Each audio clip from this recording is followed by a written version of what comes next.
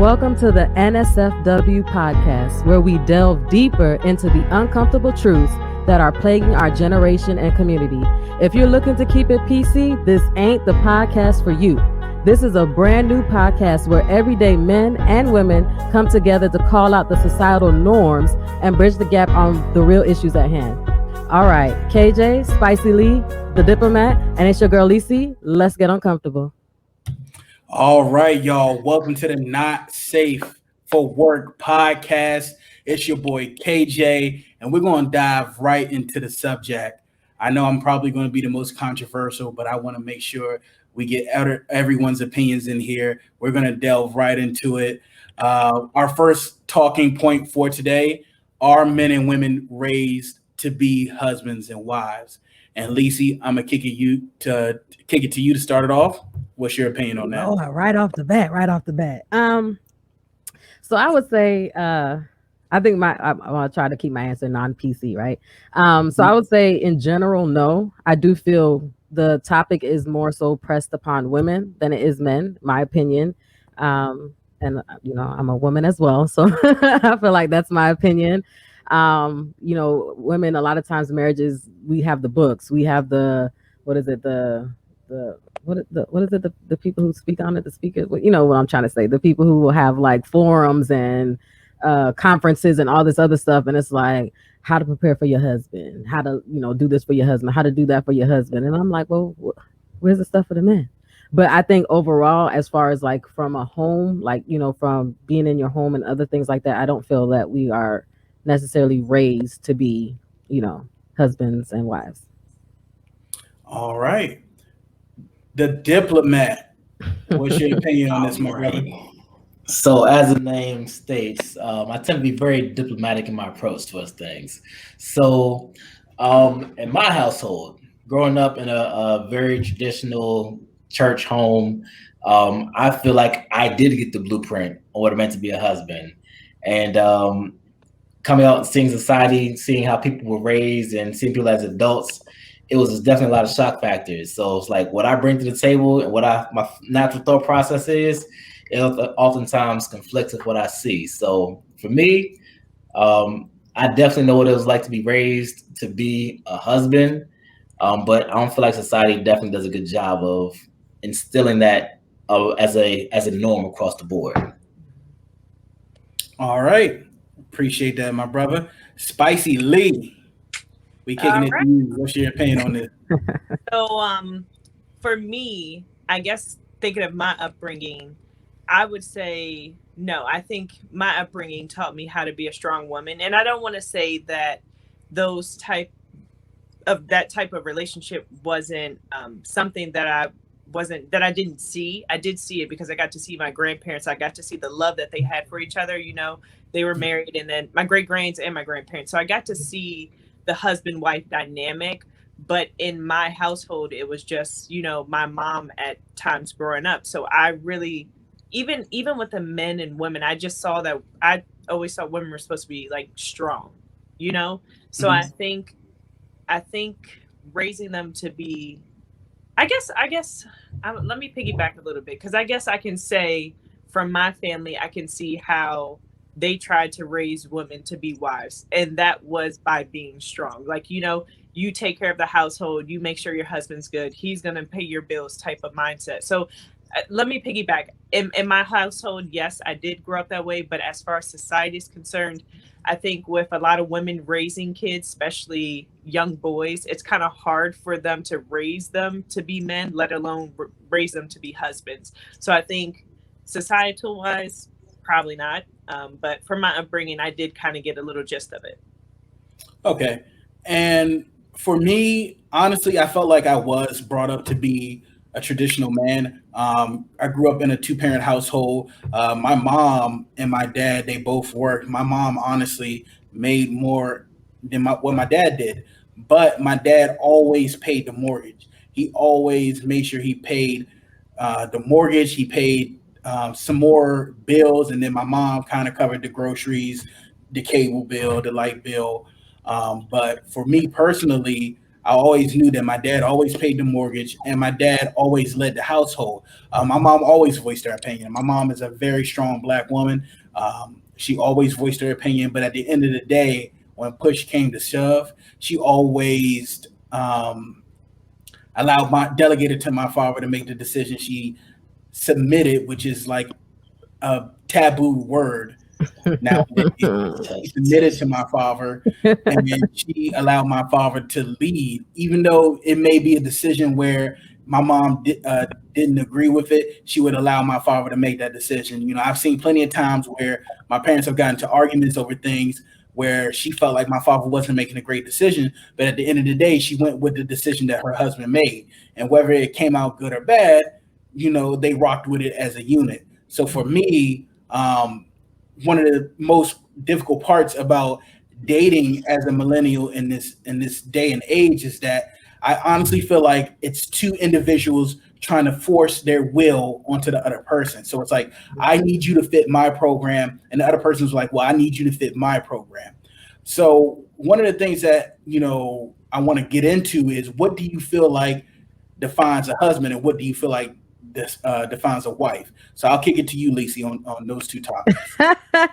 um, well, first I want to also say that growing up, I did grow up in a two-parent household, so I did have, in my opinion, a great example of, husband and a husband, my dad, wife, my mom, coming together, and showing the, for the most part, I would say I didn't really see my parents like arguing or anything, but they showed the good, bad, and nice, or whatever this phrase is, and you learn a lot from that.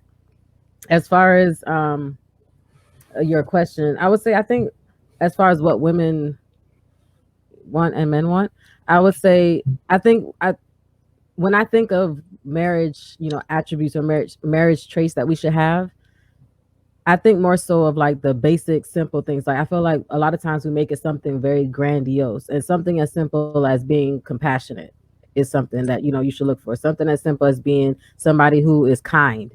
And I think we overlook those things. For Don't get me wrong, of course you want somebody who has some passion, or what, not passion, what do we say, who has some drive and ambition and things like that. But Mhm. there's some key things, like somebody can be very ambitious and have a lot of drive, but they could be the nastiest person. That's not somebody who you would want to be married to. So I think as far as marriage qualities, and if I'm not answering your question, let me know. But marriage qualities, I think we have to take it back to the basics, because that's one of the things I learned growing up. My parents always instilled in us compassion. They always instilled in us, not, making yourself, bigging up yourself better, lack of a better word, bigging up yourself better than anybody else, or, just caring about your fellow man. And I think a lot of times, if you do those basic things, like what is it? If you what you do unto others as you have them do unto you. A lot of Mhm. that, you coming together, like you said, two individuals trying to force something together, that won't be the case. Because guess what? You're gonna learn how, from that compassion aspect and the being kind aspect, and being around other people aspect, and training you how to act around other people. You're gonna learn how to compromise. You're going to learn that the world does not revolve around you. You're going to learn that you have a great impact on your sphere of influence, and you're going to learn that you want to have a good impact and not a bad impact on your sphere of influence. And so I think we and this is coming from somebody who's never been married, but from my point of view, I would say that we have to get back to the basics, like those simple things, of the foundational things, I would say, of what we should be looking for in a mate, or somebody we want to marry. Okay, so let me dive a little deeper into this. Give me three top qualities for a husband, in your opinion, and three top qualities in a wife, in your opinion. Wow. um I would say, for both, they would have to both be under. I'll put it under one umbrella: kind, caring, compassionate. That's one for both. That's top, because and I think support kind of goes under that as well, because if you're in a relationship with somebody, you want to know that they're kind, they can be supportive of you, because there's going to be some days where you don't feel so hot, and if you got your person that's like, hey, I don't care what anybody else say, you look good, or I don't care what nobody else say, you did that, or whatever. So I feel like that's one of the things, for for women, I think the submission piece needs to be there as well. For gentlemen, I think the leadership piece needs to be there, and knowing how to lead, which I think it's definitely key that we have men help other men in that aspect or teach and show them, because leading is not how you lead at work. It's different when you're leading a household, and so it's knowing how to differentiate between the two, and as well as with the submission aspect. When we first hear submission, especially growing up, you're like, "Oh no, I'm not." Blah, blah, blah. But at the end of the day, it's something that's so beautiful that happens between a husband and a wife. Once they come together and have whatever agreement, whatever works for their relationship. As far as, I can't think of a third one. Let's go ahead to the next person. I'm gonna come Okay, back. yeah, you were cooking right there. You were cooking right there. I like that. I like that. I know, but I was just trying to think. Right. But I think apart I from didn't think I was going to sit up here and agree with you, but go ahead, you cooking. yeah, I mean, I think apart from the leadership and submission aspect, I think a lot of the other things are qualities that we should want in either or, man or woman. So somebody, me personally, I feel like drive should be on both sides. So even if you're a homemaker, your drive should be to make sure you're taking care of your children. If you guys decide you want to do additional income, so I think a lot of the other things can qualify for both. But as far as head over the household, man, as far as submission, woman. All right. And my diplomatic brother, we're going to come to you next. What are 3 qualities that makes a good husband, and what are 3 qualities that makes a great wife? All right, so they call me the diplomat, but sometimes my answers will not be diplomatic. So having been married before, I would say for husbands, many women want a good listener, but that doesn't work. So for men, we have to be able to put on like we're listening. But at the end of the day, we still have to be able to give the women, we have to know what they want before they know what they want. We have to listen without actually listening to their words. We have to listen to their body language. You have to listen to their patterns of behaviors. So it's like less about the words that women are saying, but we have to be better listeners than what they expect us to be. Which is impossible, but either way, I'm gonna say listener for men. Definitely have to be ambitious. Because no woman nowadays wants to be with a man that's like just try to get by. Like there's somebody else out there that's trying to do 2 times as hard to get your woman's attention, and yeah, you got to be ambitious. 3, when you're ready to grow up, men, you got to be loyal. You got to be loyal. There's got to be a discipline there. There's got to be a discipline. Like if you're not ready to do that, then marriage is not cut out for you. Like this. So, what was that? I said like this podcast ain't for you. Keep going. Right. I mean, you got to come to the podcast though to get this information though. Come to the podcast, get the information. Facts. We keep it real. So for the women, I'll say for women, this goes on both sides because I do believe in like a co-submission. I do believe that has to go on both sides, and what that looks like from men and women can be very different. And I just put a note to myself like what it means to be assertive. Like Lisa was talking about earlier on. Lisa was talking about earlier on how being humble, being humble, or like putting others before ourselves, like. That gets us into a service type of mentality, but that becomes very difficult to unlearn in your adulthood when you do need to assert yourself. Because when you're so used to like putting others before you, and it's actually time to speak up, you're so used to shying and putting else before you become the rug, you become the doormat. You're like, well, I'm gonna let you go, and you're hoping that somebody else is gonna see that and like reciprocate the same. But if you don't have somebody that's like that, they're going to just keep walking over, like because they're used to doing that. So I just feel like you have to have a certain level of co-submission, where it's like, you know what, I appreciate what you're allowing me to do, and in return, I'm going to also take your thoughts, your feelings, your ambitions, your dreams into consideration. So that whole co-submission piece, I think, is very important. Women need to be soft. They got to be soft. Like there's a certain level of femininity that comes with a woman that like, and I don't mean like a damsel in distress soft, but it's like I need you to melt when I walk into the room. Like Uh-oh. there's a certain kind of yeah. no, No, no, okay. I just said, okay. Go ahead, go Yeah. ahead. Yeah, I feel like women need to be softer. They need to be less strong and independent and more I guess the best way I would say it is soft, and I'm gonna leave it right there. I'm gonna leave it right there. All right, bet. Spicy Lee, we coming to you. What are three qualities that you feel like a wife should have, and three qualities that you feel like a husband should have? I got a little distracted, but I see. I'm gonna spice it up a little bit and kind of change what you're asking me because Lisi in The Diplomat kind of already brought up some good characteristics for men and women. Of course, you're gonna know that I think leadership in a man is definitely key. Submission in a woman is key too.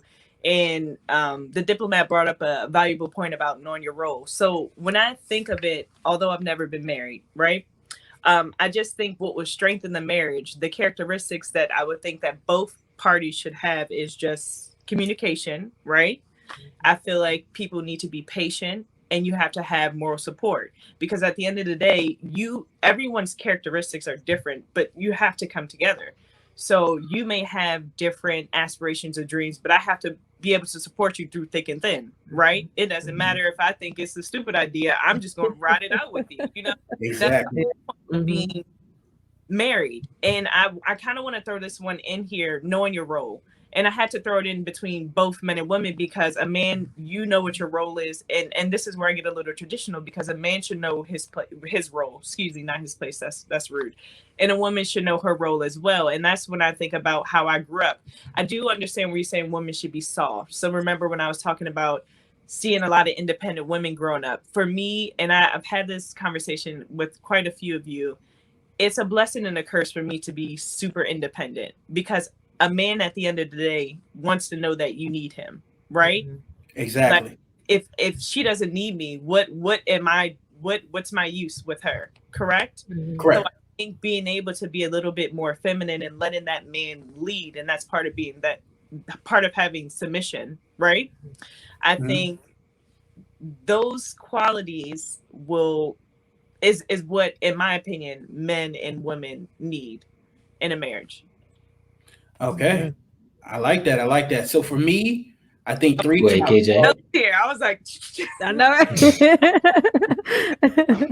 So for me, I think three top qualities for a husband would be sacrificial, meaning that this man is ready to lay down his life for his wife and his kids. He's ready to go out here and break his back 8, 10, 12 hours a day. You have to be able to sacrifice as a man. I think that men, the reason why, in my opinion, this is a little bit off topic, men die earlier than women statistically throughout the world. And that's because men usually have to burden, with great power comes great responsibility. And I know that's a cheesy line to use. I know. That's a cheesy line to use, but if we're going to put power and responsibility into men, then there's a side effect of that. You have to be willing to sacrifice. You have to be willing to take that bullet so that way the people that you're leading can go on and move on. So I think that's number one. Number two, I believe that men need to be ambitious, something that the Diplomat talked about. So being able to be ambitious, not always settling, because in my personal opinion, I don't believe that there is a such thing as unconditional love for men. I think men will always be valued on what they bring to the table. If you set a certain lifestyle for your wife and you fall short of that, eventually that love, if you never regain your strength, eventually that love is going to go away and she's going to find someone who can also set that table. I think unconditional love is only real for women and children. I honestly don't believe that men have the luxury of unconditional love. And that's just my opinion. So we talked about. Can we discuss that? Yeah. I'm trying to write down notes. Unconditional love with no men, you that I don't think men are. I don't think men are I unconditional think love. men have unconditional love for their children. I think it's a little Yeah, biased to say that. I said children. I said women and children. So women and children have unconditional love. I But don't you believe don't think men women? receive unconditional love. It's oh, okay. A So I man. feel like if they solely, Think about it like this. Let me give you an example. I'll go off into this one. I know we were trying to stay on topic, but this is a great conversation, so I'll go off into it. Every football player, every basketball player, every soccer player, they're excelling. They hit the game-winning shot, the game-winning touchdown, the game-winning home run, and they look to the camera and what do they say? Hi, mom. Thanks, mom. Mom, I did it. Dad was the one always at the baseball practice, the basketball practice, the football practice, sitting in the stands, spending those late nights with them, instilling discipline. But at the end of the day, they always say, hi, mom. And who's always on TV? Mom, got your shoulder around your mom. Dad up in the stands just looking. Dad done put in all this hard work so mom can get all the glory, right? And but who growing do up, you look for like as a husband and wife? The unconditional love is between them, and they then have unconditional love for their children. I don't necessarily know. I mean, And then you have to know those young boys that saying "Hi, mom" on camera grow up to be men, and if they're successful, they still say "Thank you, mom." So yeah. but what I'm saying is that I'm saying that men are always going to be valued on what they bring to the table. We're always going to be judged on what value we bring. Men are always judged on what value they bring. And women are judged by how clean the house looks. So everyone's judged at the end of the day. And that's what I was gonna say. So women love. I think women women will love their men unconditionally. I think if somebody goes into a relationship just solely because this guy can provide this for me, then they're going into the relationship, in an incorrect manner. And so that's where you have the issue of where you feel like, oh, I'm not being loved by my wife. But just as much as a guy is looking for certain attributes in a lady, a woman can look for those whatever attributes she's looking for in a man. And you have unconditional love, like you would say, okay, for this person I would die for this person. Women and men are not the only ones that women and children are not the only ones that experience unconditional love. Yeah. So let me ask you this: if you feel that way, how come 80% of divorces are filed by women? Well, I was actually looking it up, and I found out that a lot of times there are a lot more higher earning women now. And a lot of times they said that they've had irreconcilable differences because the male ego got in the way of because she was earning more than he was. Okay, but it's unconditional love. You love me through that, right? Huh? You No, love the me through guy that. should have loved her through that, because a lot of times when a guy's ego gets involved, and this is my opinion as But a did woman, he? as But a did he? lot of times as a it does. Can you imagine you're at home with a guy and you saying, "Oh, hey, all the time he's just saying, oh, because you make more money, you think I'm better than me." Blah, blah, blah. How long can you put up with that? Because a guy's not going to put up with that either. That's a season, though. You're supposed to love him That's through a that. season. We're gonna go to the married person, the diplomat, the person who was married before. The person Okay. who was married before. What's your opinion on that? Do men receive unconditional love? No, Oh wow. we don't. We do not receive unconditional love. We definitely know in today's society that I hear more women saying that we need to support our black men, because I mean we already know blacks period get the short end of the stick in all areas of life. Mhm. But also is the fact that like black men get targeted from black women for not being enough in the relationships. So like that level of unconditional love is ideal to make a relationship work, but when it comes down to the reality of things, it often falls very short of that unconditional love there. Because again, when the woman starts progressing in life, she starts doing more in life, she feels another level of entitlement as well. So it's like, you know what? I don't deserve this kind of relationship anymore. I deserve to have more. So why should I stay in this relationship when you're holding me back? This relationship is dragging me back from where I feel like I should be. I can do better by myself because I make enough to support myself. I make enough to do these things here. I want to live this kind of lifestyle, make my own rules, do my own kind of thing. And next thing you know, we out. Or the girl's out. And the dude's like, dang, I thought it was unconditional. I thought this was forever. It's like, yeah, things change.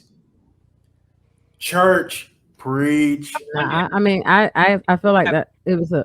I'm Go sorry. ahead, Go Spicy ahead, Lee. Spicy Lee. My bad. Go ahead. What's No, your opinion on that? I just think when with situations like that, you just think about the dynamic of their relationship prior. Maybe there were underlying issues. So when they finally got where they wanted to in life, it was just easier to walk away. Not that they didn't want to before, but that just made it easier.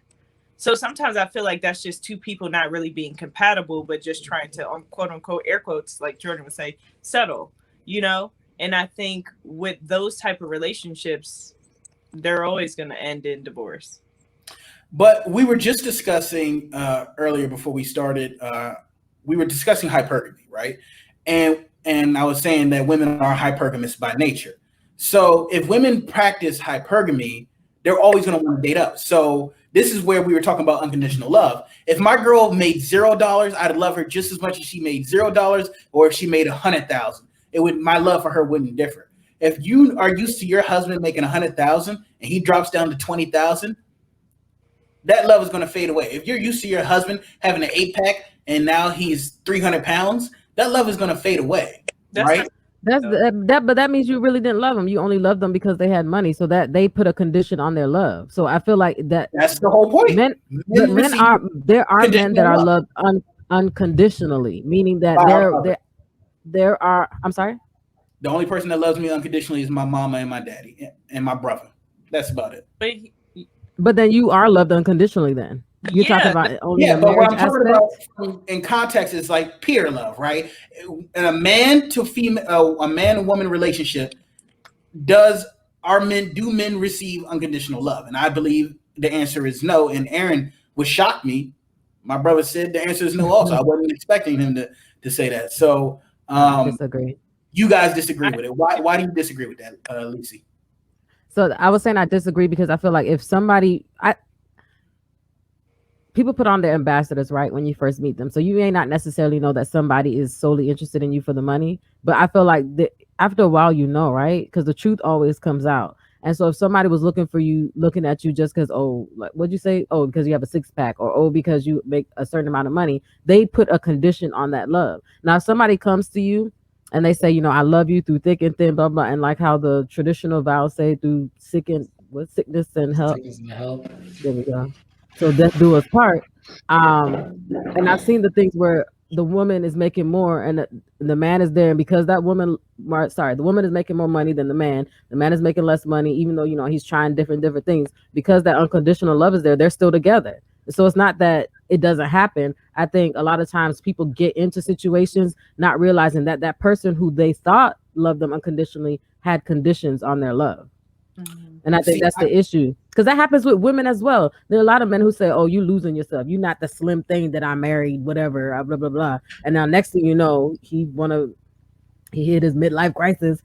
Excuse me, and he wants to go off and somebody else, or be with somebody else, or whatever else. Oh, you're not taking care of the kids the way I want to take care of it. Not so. I think it happens on both sides. I disagree with that, because I feel like when it comes to men and women, like I'll go off the example you just gave, where you have the husband who's struggling financially and the woman who is the wife who's earning the large amount of money, and she's like holding the household down. There has to be something that keeps her there, and this is where the love gender dynamic. No, I think either he is laying that plumbing down. That's right? Your opinion. There's something that is keeping her there. No woman is going to sit up here and take care of a man if there's not a redeeming quality that is keeping her there. So either, and this is just my opinion. I was going to say, put that in your opinion. Yeah, this is just my opinion. Not all, but either he is either he has a much higher social value, right? So she's happy with what she's getting in the social value term of things, meaning he's attractive, he's highly desirable physically, or he's extremely masculine and assertive. She likes that about him, or he's laying down great plumbing. And I think that's what keeps her there. I know a ton of women, trust me, I know a ton of women who stayed around for good D, and that dude had nothing else but some good D on him. That sounds real PC. Sounds real PC. Okay. All right, you right. So I know a lot of women who stay around for some good dick. The dickmatized, right? She was Mhm. dickmatized. You know, he had nothing but his hat and some dick for her, and that was it. And that, with her making the money she made, she was cool with it. Like, I'll front the bill, just keep blowing my back out, or I'll front the bill, keep being that Were they married? good in those shoes. Yes, women who are married, women who are dating and boyfriend and girlfriend relationships, all of that. What do you think about that, the diplomat?